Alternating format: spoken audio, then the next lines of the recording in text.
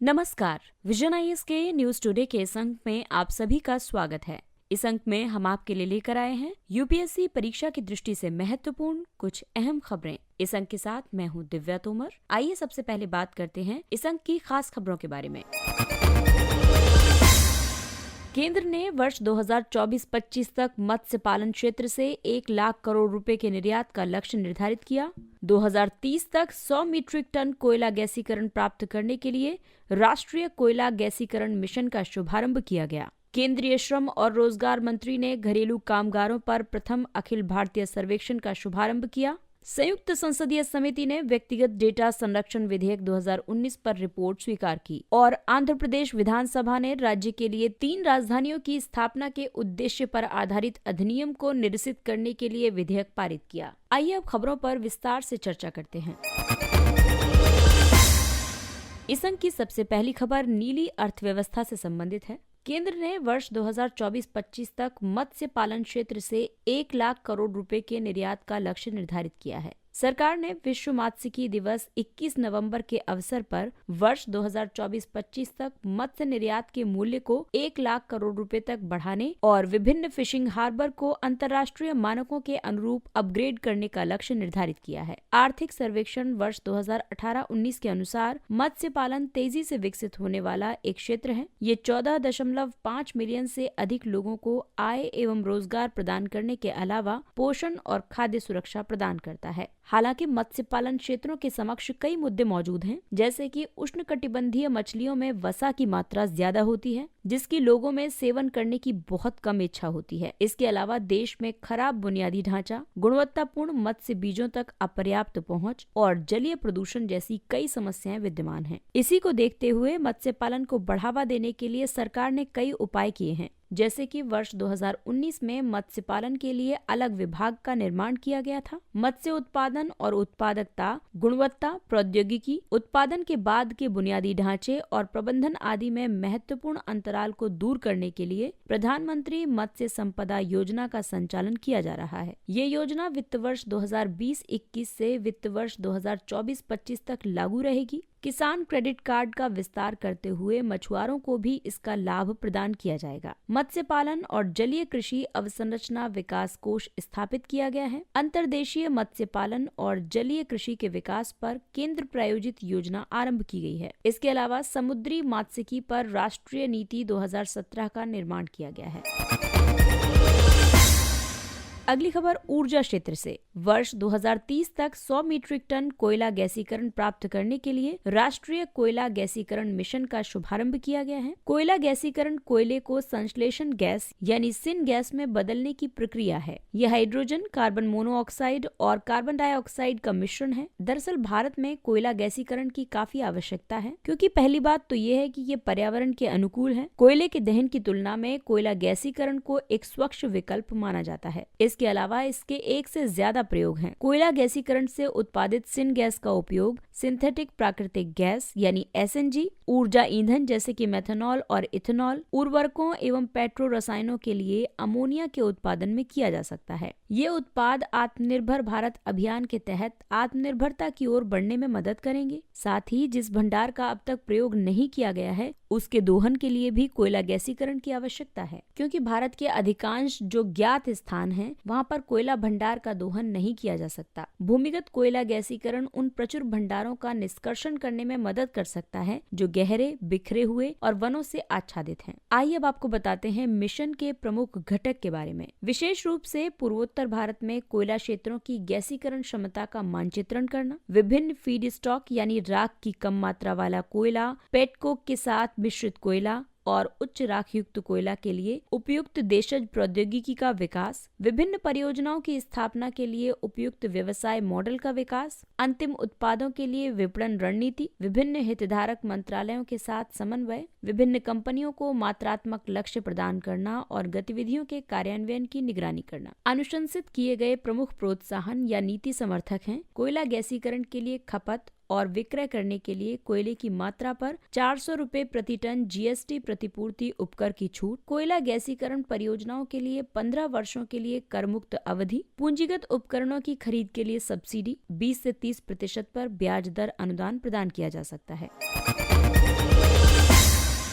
केंद्रीय श्रम और रोजगार मंत्री ने घरेलू कामगारों पर प्रथम अखिल भारतीय सर्वेक्षण का शुभारंभ किया। इस सर्वेक्षण का उद्देश्य राष्ट्रीय और राज्य स्तर पर घरेलू कामगारों की संख्या और अनुपात, लिव इन, लिव आउट, औपचारिक, अनौपचारिक रोजगार और अन्य सामाजिक आर्थिक विशेषताओं के आधार पर घरेलू कामगारों के प्रतिशत वितरण का आकलन करना है। ये डेटा अंतराल को भी शामिल करेगा और साक्ष्य आधारित नीति निर्माण प्रक्रियाओं में भी सहायता करेगा। ये सर्वेक्षण श्रम ब्यूरो द्वारा जारी किए जा रहे 5 अखिल भारतीय सर्वेक्षणों का हिस्सा है। वर्तमान में जारी 4 अन्य अखिल भारतीय सर्वेक्षण हैं: प्रवासी मजदूर सर्वेक्षण, परिवहन क्षेत्र में सृजित रोजगार, पेशेवर द्वारा उत्पन्न रोजगार और अखिल भारतीय त्रैमासिक प्रतिष्ठान आधारित रोजगार सर्वेक्षण। आइए अब आपको बताते हैं कि घरेलू कामगारों पर प्रथम अखिल भारतीय सर्वेक्षण की आवश्यकता क्यों है। दरअसल घरेलू कामगार कृषि और निर्माण के बाद श्रमिकों की तीसरी सबसे बड़ी श्रेणी है। तीव्र शहरीकरण से श्रमिकों का पलायन होगा और घरेलू कामगारों की संख्या में वृद्धि होगी। इसके अलावा कोविड-19 ने घरेलू कामगारों को हाशिए पर धकेल दिया है। यही कारण है कि इस सर्वेक्षण की आवश्यकता महसूस की गई और ऐसे में घरेलू कामगारों के सामने कई समस्याएं आईं। भारत में घरेलू कामगारों को उनके नियोक्ताओं द्वारा कम भुगतान, अधिक कार्य करवाने और दुर्व्यवहार किए जाने की व्यापक रिपोर्ट दर्ज की गई है। विस्तृत और एकरूपता से लागू किए गए राष्ट्रीय कानून का अभाव है, जो कि घरेलू कामगारों के लिए रोजगार की उचित शर्तों और कार्य करने की बेहतर स्थिति की गारंटी देता है।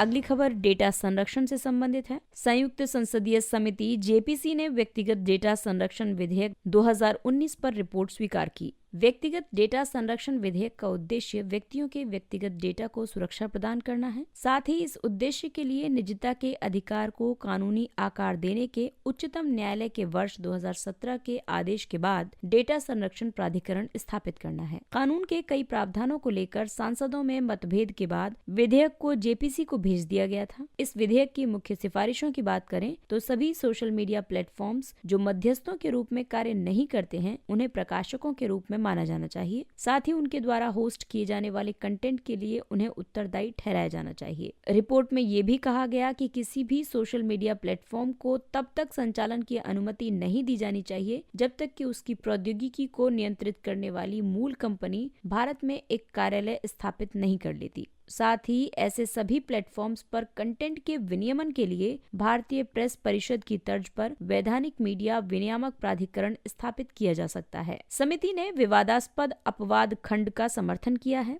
ये खंड केंद्र सरकार के तहत किसी भी एजेंसी को लोक व्यवस्था, संप्रभुता, विदेशी राज्यों के साथ मैत्रीपूर्ण संबंध और राज्य की सुरक्षा के आधार पर कानून के सभी या किसी भी प्रावधान से छूट की अनुमति देता है। हालांकि विपक्ष ने इस पर असहमति प्रकट की है क्योंकि ये सरकार को अप्रतिबंधित शक्तियां प्रदान करता है। इसके अलावा विपक्ष ने विधेयक के तहत प्रदान की गई सभी छूटों के संसदीय पर्यवेक्षण की मांग की है।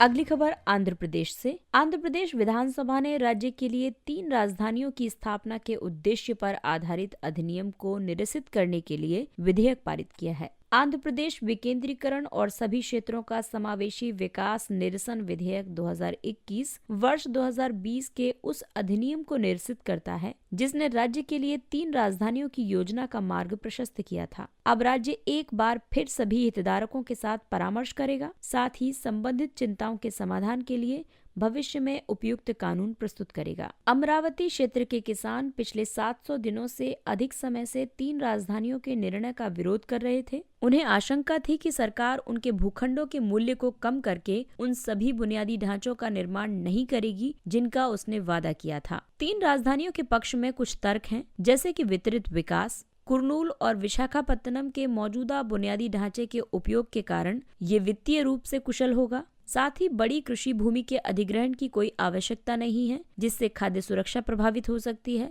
और अच्छी अर्थव्यवस्था वाले मध्यम आकार के शहरों का नियोजित शहरीकरण होगा। वहीं 3 राजधानियों के विपक्ष में भी कुछ तर्क हैं। आलोचकों का कहना है कि इससे सरकार के विभिन्न अंगों के बीच समन्वय में बाधा उत्पन्न हो सकती है। विकास केंद्रों को जोड़ने वाले एक सुविकसित बुनियादी ढांचे का अभाव हो सकता है। इसके अलावा विशाखापत्तनम क्षेत्र चक्रवातों के प्रति सुभेद्य है। आइए बात करते हैं कुछ अन्य महत्वपूर्ण सुर्खियों की। भारत अमेरिका व्यापार नीति मंच भारत और संयुक्त राज्य अमेरिका 4 वर्ष के बाद अपने बीच व्यापार एवं निवेश संबंधी मुद्दों को हल करने के लिए एक प्रमुख मंच TPF यानी भारत अमेरिका व्यापार नीति मंच को दोबारा शुरू करेंगे। व्यापार नीति मंच के प्रमुख 5 बिंदु हैं, जिसमें शामिल है कृषि, निवेश, नवाचार और रचनात्मकता, सेवाएं एवं प्रशुल्क तथा गैर प्रशुल्क बाधाएं। दोनों देशों के बीच द्विपक्षीय व्यापार वर्ष 2020-21 में $80.5 अरब का था। भारत को वर्ष 2020-21 के दौरान अमेरिका से $13.8 अरब का प्रत्यक्ष विदेशी निवेश प्राप्त हुआ था। अमेरिका के अनुसार भारत अमेरिका व्यापार के बीच प्रमुख मुद्दे हैं: भारत के अप्रत्याशित विनियामक मानदंड, उच्च प्रशुल्क और बाजार पहुंच प्रतिबंध आदि। उत्क्रमित शुल्क संरचना यानी इन्वर्टेड ड्यूटी स्ट्रक्चर। वित्त मंत्रालय ने मानव निर्मित फाइबर, धागे, वस्त्र और परिधान पर एक समान 12% GST दर को निर्धारित किया है। इसके साथ ही मंत्रालय द्वारा GST के तहत वस्त्र और फुटवियर के लिए उत्क्रमित शुल्क संरचना को व्यवस्थित करने के उद्देश्य से 12% समान दर को तय किया गया है। एक उत्क्रमित शुल्क संरचना यानी इन्वर्टेड ड्यूटी टैक्स यानी IDS तब उत्पन्न होती है जब आउटपुट या अंतिम उत्पाद पर कर इनपुट पर कर से कम होता है। इससे इनपुट टैक्स क्रेडिट का एक विपरीत संचय होता है। इसे अधिकतर मामलों में वापस करना पड़ता है। Bird flu H1N1। राजस्थान के सांभर झील के पास लगभग 50 कौवे मृत पाए जाने के बाद ये मामला सामने आया। सांभर झील देश की सबसे बड़ी अंतर्देशीय लवणीय जल की झील है। ये प्रतिवर्ष हजारों प्रवासी पक्षियों को आकर्षित करती है। बर्ड फ्लू यानी एवियन इन्फ्लुएंजा एक वायरल रोग है। ये इन्फ्लुएंजा टाइप A वायरस की वजह से होता है। ये वायरस संक्रामक है और एक पक्षी से दूसरे पक्षियों एवं पशुओं में भी फैल सकता है। ये मनुष्यों को भी प्रभावित करता है और मानव संक्रमण मुख्य रूप से संक्रमित पशुओं या दूषित वातावरण के प्रत्यक्ष संपर्क के माध्यम से होता है। इसके H1N1, H5N1 आदि जैसे कई उपभेद हैं।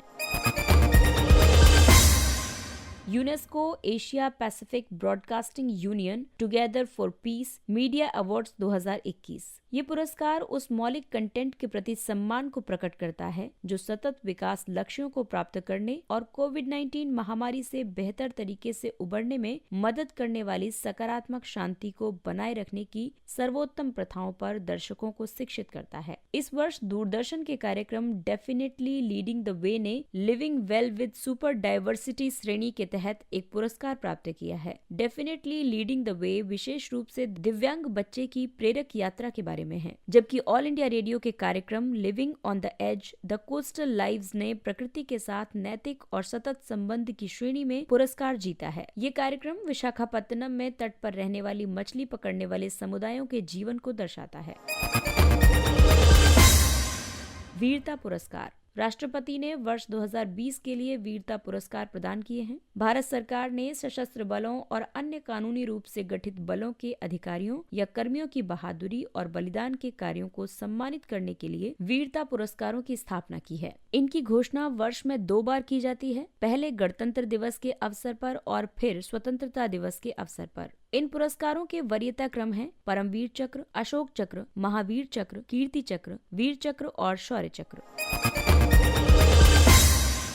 दोस्ती सैन्य अभ्यास। मालदीव, भारत और श्रीलंका के द्विवार्षिक त्रिपक्षीय अभ्यास दोस्ती का 15वां संस्करण 20 से 24 नवंबर तक मालदीव में चल रहा है। इस भारत मालदीव श्रीलंका त्रिपक्षीय अभ्यास का उद्देश्य संबंधों को और मजबूती देना और सुरक्षा तथा परिचालन क्षमता को बढ़ाना है। अभ्यास सागर शक्ति। ये भारत की युद्धक तत्परता का परीक्षण करने के लिए कच्छ में आयोजित एक व्यापक सैन्य अभ्यास है। इसमें कई एजेंसियां भाग ले रही हैं। इसका आयोजन भारतीय सेना की दक्षिणी कमान द्वारा किया गया था। इसमें भारतीय सेना, भारतीय नौसेना, भारतीय वायुसेना, भारतीय तटरक्षक बल, सीमा सुरक्षा बल, गुजरात पुलिस और समुद्री पुलिस भागीदार के रूप में शामिल हुए हैं।